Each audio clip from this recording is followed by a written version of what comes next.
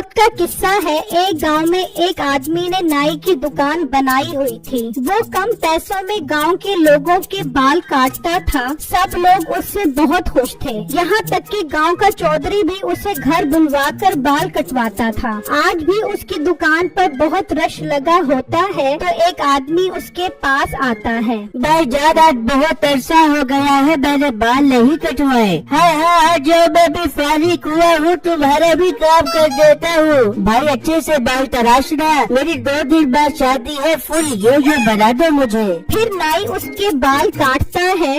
इस तरह शाम हो जाती है और वो नाई घर चला जाता है। फिर अगला दिन होता है तो चौधरी नाई को अपने घर बुलवाता है। नाई, तुम गाँव में इतना अच्छा काम करते हो मगर यहाँ तो तुम्हें इसके बहुत कम पैसे मिलते हैं। तुम शहर जाकर अपनी किस्मत क्यों नहीं आजमाते? चौधरी साहब, क्या तो आप बिल्कुल ठीक रहे हो। तो यहाँ मेरी दुकान कौन चलाएगा? यहाँ तो कोई भी आ जाएगा। तुम्हें कुछ अर्सा शहर में जाकर काम करना चाहिए। मेरा एक दोस्त है वहाँ, उसका पूरा कारोबार है। तुम्हें उसके पास जाना चाहिए। उसे तुम्हारे जैसे आदमी की तलाश है। चौधरी साहब, मैं घर वालों से मशवरा करके कल आपको बताता हूँ। वो नाई खुशी खुशी घर जाता है और घर वालों को ये बात बताता है तो वो सब बहुत खुश होते हैं।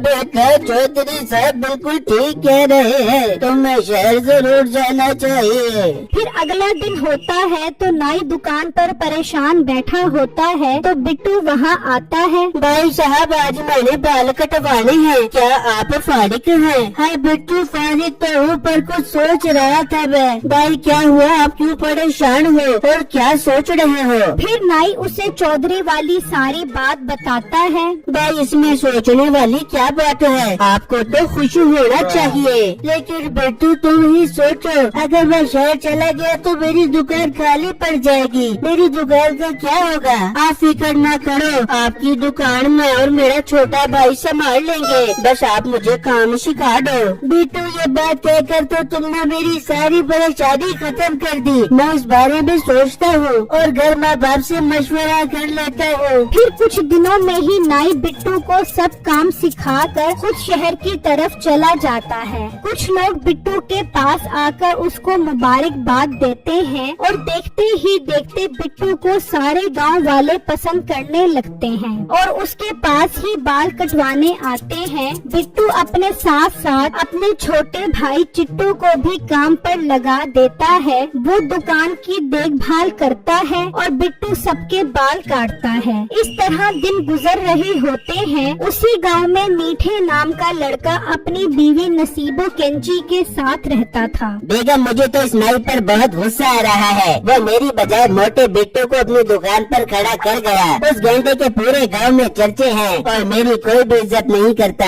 अरे मेरी जान की टोटी, तू परेशान क्यों होता है? तू उसकी दुकान के सामने अपनी दुकान खोल ले और कम पैसे में बाल काट भी दिया। बेगम, बात तो तू ठीक बोल रही है, मुझे ऐसा ही करना पड़ेगा। फिर अगला दिन होता है तो मीठा बिट्टू की दुकान के सामने अपनी दुकान खोल लेता है। गाँव वालों, एक जरूरी ऐलान सुनो, जो भी मुझसे बाल कटवाएगा अगले महीने में फ्री में उसके बाल काटूंगा। ये ऑफर महदूद मुद्दत के लिए है, जल्दी जल्दी आओ, ऑफर से फायदा उठा जाओ। बिट्टू मीठे की इस हरकत पर हैरान खड़ा होता है तो 2 ग्राहक मीठे के पास चले जाते हैं। मीठे भाई, अगर तुम सच बोल रहे हो तो मेरे बाल काट दो। हाँ, मीठे भाई, मेरे बाल भी काट दो मगर प्याला कट करना। ये देखकर बिट्टू सोच में पड़ जाता है। ये मीठा भाई हर दफा ऐसा ही क्यों करता है? पता नहीं ये क्यों मेरे पीछे हाथ धो के पड़ा हुआ है। बिट्टू सोच ही रहा होता है तो एक आदमी बिट्टू के पास आता है। बिट्टू, तुम कुछ परेशान लग रहे हो, क्या बात है? देखो ना भाई, सारे लोग मीठे की दुकान पर जा रहे हैं बाल कटवाने के लिए। अब मेरी दुकान कैसे चलेगी? तभी चिट्टू भी वहाँ आ जाता है।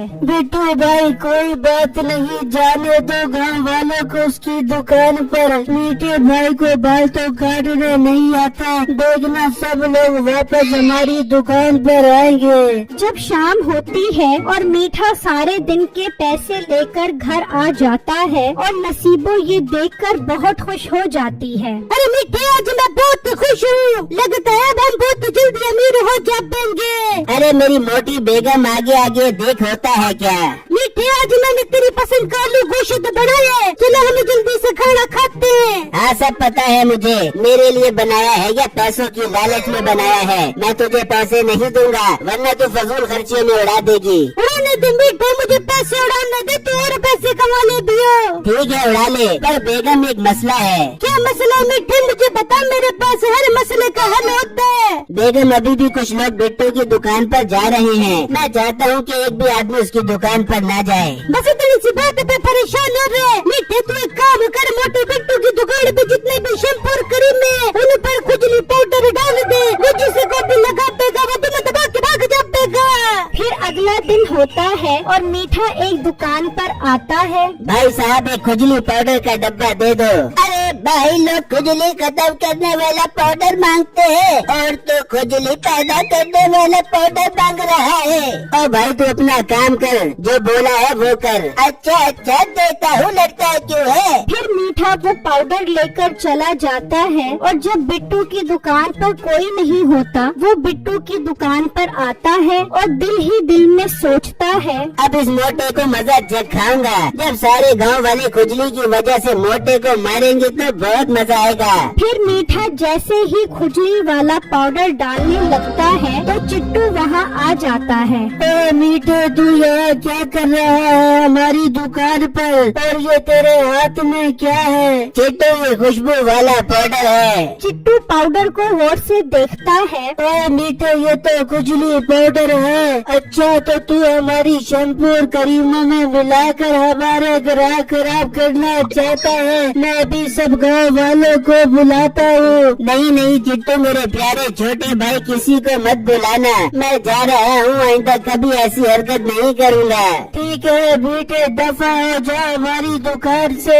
फिर मीठा वहाँ से चला जाता है। तभी बिट्टू भी वहाँ आ जाता है तो चिट्टू बिट्टू को सारी बातें बताता है। चिट्टू मेरे छोटे भाई, हम क्या कर सकते हैं? मीठा बहुत ढीठ है, इसको सिर्फ गाँव के चौधरी साहब ही सजा दे सकते हैं। चिट्टू सोचने लगता है, अब मुझे कुछ करना होगा, मुझे मीठे पर नजर रखनी होगी। फिर अगला दिन होता है तो एक आदमी मीठे के पास आता है। क्या तुम बिट्टू को जानते हो? हाँ जानता हूँ, पहले बताओ क्या काम है? चौधरी साहब ने बिट्टू को बाल कटवाने के लिए बुलाया है। ये सुनकर मीठा सोचने लगता है, क्यों ना मैं ही बिट्टू बन के चौधरी के पास चला जाऊँ और उसके बाल काटने के अच्छे खासे पैसे बटोरूं। क्या सोच रहे हो भाई? जी मैं ही बिट्टू हूँ, बताओ कब चलना है? कल सुबह जल्दी आ जाना, देर मत करना, चौधरी साहब ने शादी में जाना है। चिट्टू छुपा ये सारी बातें सुन रहा होता है। अच्छा, तो ये इसकी दूसरी चाल है, ये मेरे भाई की मेहनत पर डाका मारना चाहता है, इसको तो अब सबक सिखाना पड़ेगा। जब सुबह होती है तो मीठा चौधरी के घर की तरफ निकल पड़ता है तो चिट्टू भी चुपके से अपने पालतू कुत्ते को लेकर उसके पीछे जाता है और चौधरी के घर पहुंच जाता है। फिर मीठा जैसे ही चौधरी के बाल काटने लगता है तो चिट्टू अपना कुत्ता छोड़ देता है। तो मीठा डर कर चौधरी के गलत बाल काट देता है। चौधरी शीशे में देखता है तो उसके बाल खराब कटे होते हैं। ओ मनहूस इंसान, ये तूने क्या किया मेरे बालों के साथ? चौधरी साहब, ये बिट्टू के कुत्ते की वजह से हुआ है। हाँ, बिट्टू के कुत्ते की वजह से? तो तू कौन है? चौधरी,